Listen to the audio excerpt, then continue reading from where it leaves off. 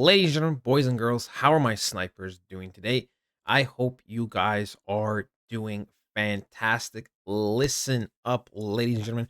Today, we're going to be having a conversation pretty much mainly about meme coins. We're going to dive a little bit into Turbo and Ponke, Hoppy, a little bit other coins. But first of all, I want to just talk about meme coins in general. Something you have to realize is ultimately meme coins have no real value. Although some may debate, the dollar has no real value. And you know what? Technically, that is true. It is society pretty much that decides, if something has value or not sometimes. And that's pretty much how the dollar works with fiat, right? It's no longer backed up by gold. So it's just kind of printed out of thin air, right? It is why inflation is always going to be an issue until there is a new system in place. And you know what? Meme coins are kind of the same thing, right? It is pretty much society based. It is what the people say has value will have value up until a certain point. So with that being said, right, you got to keep in mind, although most of the times, coins will pump and do amazing, you got to realize the dips are going to be more rough in general. That is just the name of the game. Okay. You know, it's not personal, right? I have meme coins. In fact, a large part of my portfolio, like around 20-25%, are meme coins because I know they're going to make very, very great gains. And you know what? I just gotta tell you this, right? I just have to tell you just in case you don't know, or just in case you weren't aware. You could have a 20% gain in a day, but you could also have a minus 20%. So it's a double-edged sword in a way. But if you have that higher tolerance and you take calculated risks, like putting in turbo or other popular meme coins that have a pretty solid foundation and a very, very strong community, you should be making gains, especially if, we are in a uptrend, which we are, right? I'm going to show you, right? You can see in some of the bigger losses in the last 24 hours, right? You know, mm, render 8%, but all these other coins are averaging, 5-6%. But when we go on to memes, right? If we go to the last 24 hours, yes, some did actually pump, believe it or not, but majority of them, have been losing a good amount. We can see our boy Ponke's there, right? Moodang, I know some people like Moodang, chill guy, right?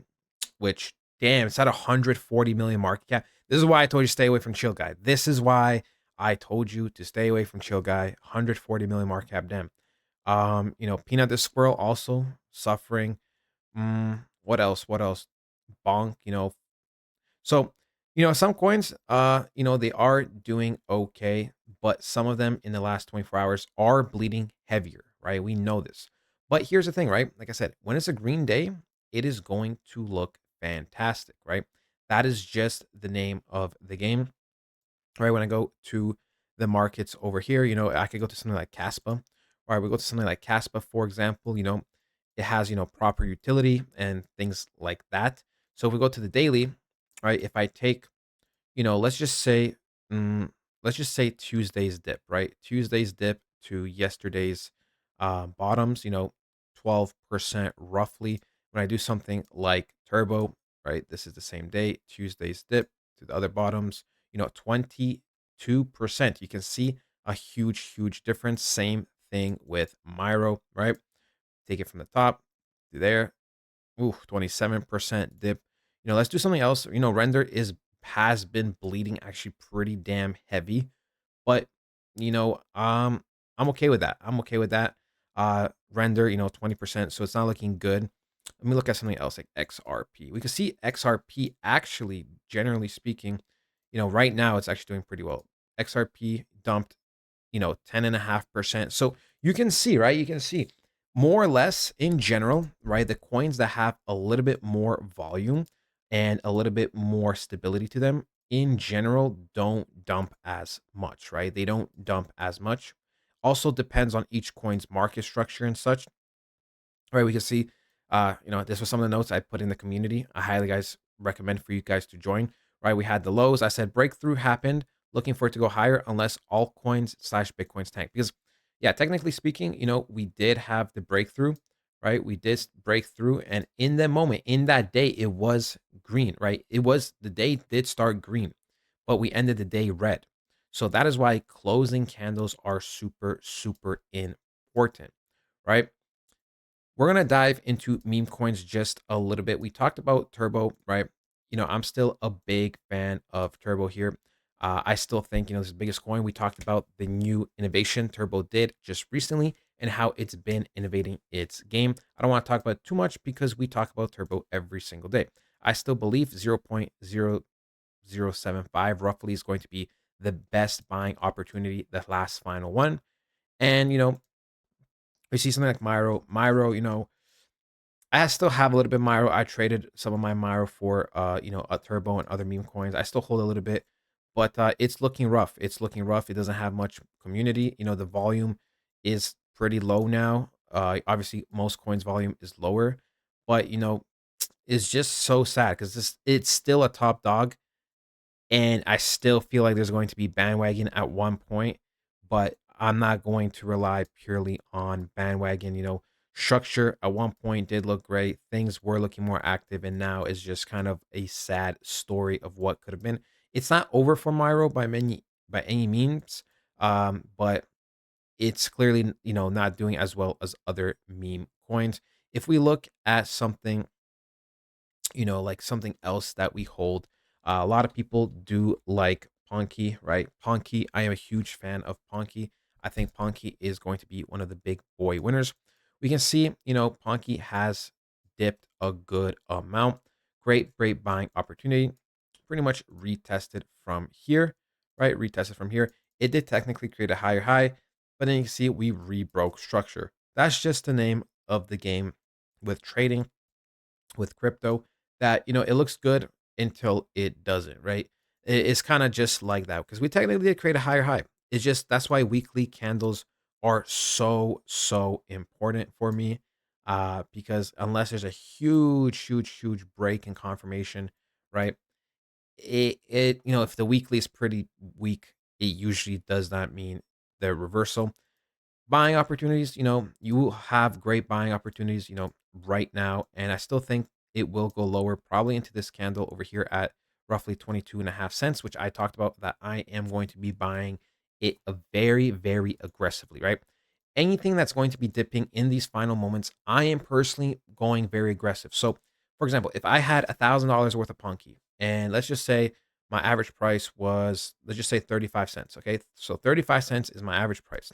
I put in $1,000. Okay. Right. If Ponky reaches somewhere down here of, let's say 22.5 to 25 cents, I am going to double down or put even something like 1,500, right? Or even something like 2,000. Now, I'm not saying I'm literally going to be putting this amount down, but if it was like $100, I would put 200. That's what I'm saying. I'm doubling down because in this case, right? If I got in at 35 cents and let's say I got in at 25 cents, if I put in it evenly 100 and 100, my average would be 30 cents.